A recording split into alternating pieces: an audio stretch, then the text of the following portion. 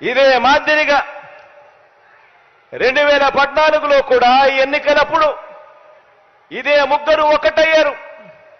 ఇదే ముగ్గురు ఒకే స్టేజ్ మీద కూర్చున్నారు.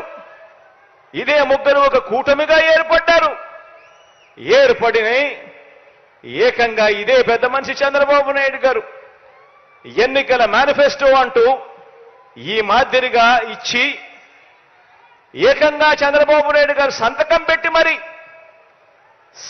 పెట్టి మరి ఈ మాదిరిగా ప్రతి ఇంటికి కూడా పంపించాడు ఈ పెద్ద మనిషి చంద్రబాబు గారు. ఇందులో ఈయన రాసిన మాటలు, రాసిన వాగ్దానాలు, రైతులకు రుణమాఫీ పైన మొదటి సంతకం చేస్తానన్నాడు. 87,612 కోట్ల రూపాయల రైతుల రుణాలు మాఫీ చేస్తానని చెప్పి ఎగనామం పెట్టాడు. పొదుపు సంఘాల రుణాలు పూర్తిగా రద్దు చేస్తానన్నాడు.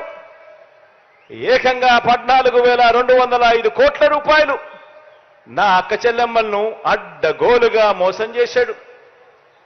మహిళా రక్షణకు ఉమెన్ ప్రొటెక్షన్ ఫోర్స్ ఏర్పాటు చేస్తామన్నారు.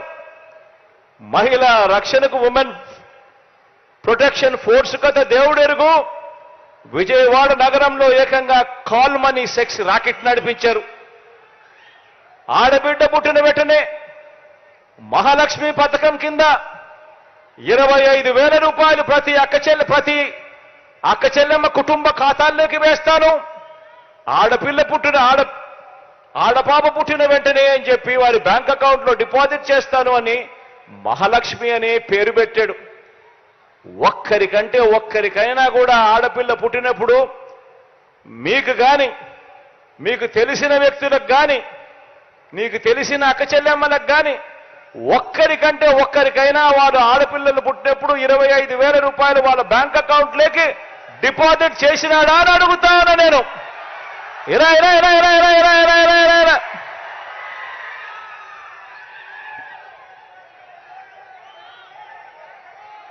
ఇంటికో ఉద్యోగం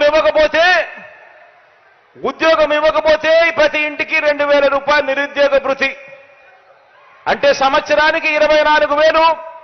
5 సంవత్సరాలు అని అంటే దాని అర్థం 1,25,000 రూపాయలు. ఒక్కరికైనా ఇచ్చాడా అని అడుగుతా ఉన్నా నేను మిమ్మల్ని అందరినీ కూడా. ఇలా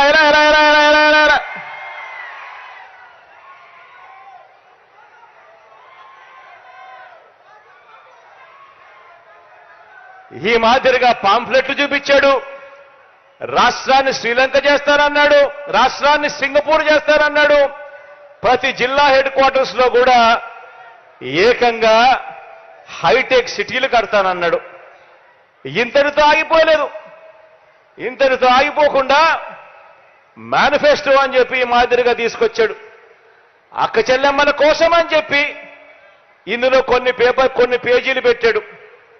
ఆయన 2014లో ఇచ్చిన మేనిఫెస్టో ఎన్నికల ప్రణాళిక.